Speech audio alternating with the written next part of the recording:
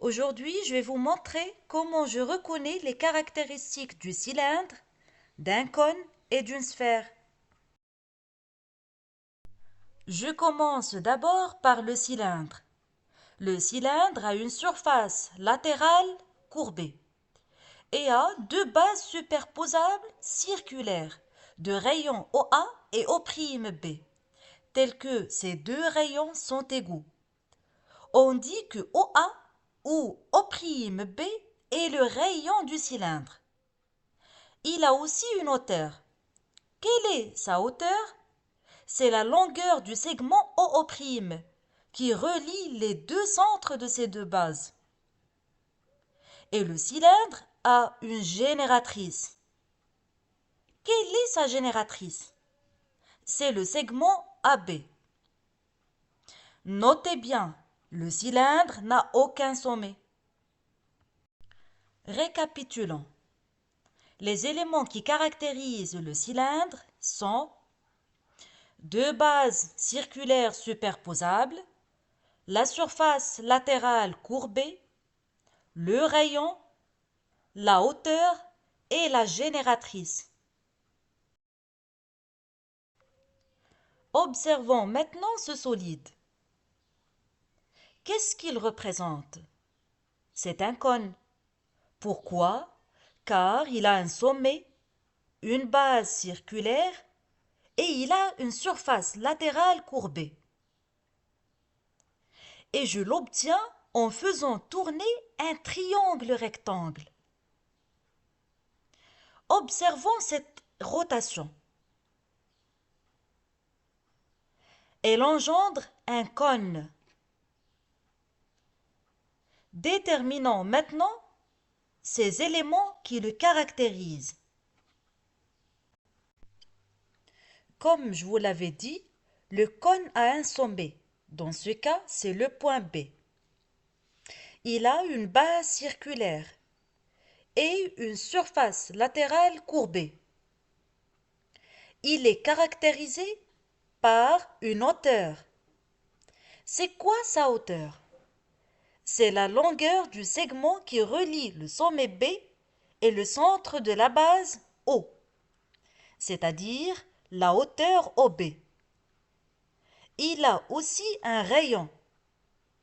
C'est le rayon de sa base, OC. Et il a une génératrice. Quelle est sa génératrice? C'est le segment qui relie le sommet B et un point du cercle. Dans ce cas, la génératrice est le segment BC. Récapitulons. Le cône est caractérisé par un sommet, une base circulaire, une surface latérale courbée, un rayon, une hauteur et une génératrice. Allons, étudions ces deux solides. Que représente le premier? Un cylindre. Et le deuxième? Un cône. Le cylindre a combien de bases? Deux bases circulaires et superposables. Et le cône a une seule base circulaire. Est-ce que le cylindre a des sommets? Non, aucun. Et le cône a un seul. Dans ce cas, c'est le point B. Maintenant, passons au rayon. Quel est le rayon de ce cylindre? C'est la distance AB. Elle est égale à 1 cm. Et le cône?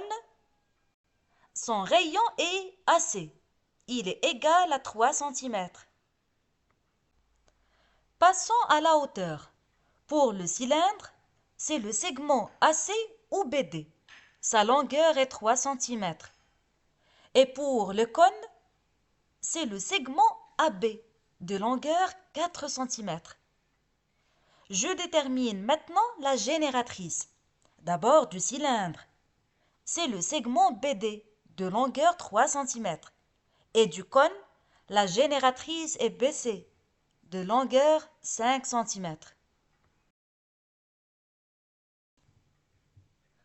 Étudions ce dernier solide. qu'est-ce qu'il représente? C'est une sphère. Observons bien son mouvement. Maintenant, je vais vous montrer par quoi elle est caractérisée. D'abord, elle a un centre. C'est le point O. Et un rayon R. C'est le segment OB, c'est-à-dire la distance entre le centre O et le point B de la sphère. Notez bien, tous les points de la sphère sont à égale distance du centre O. Par exemple, la distance OA représente le rayon R. La même chose si on prend le point C de la sphère.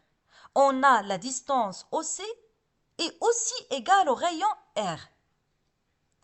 Faites attention, la sphère n'a ni de sommet, ni d'arête, ni de face plane. Récapitulons dans cet exemple. Cette sphère a un centre. C'est le point A. Et on a le point B, un point de cette sphère. Alors, la distance AB est son rayon. Elle est égale à 2 cm.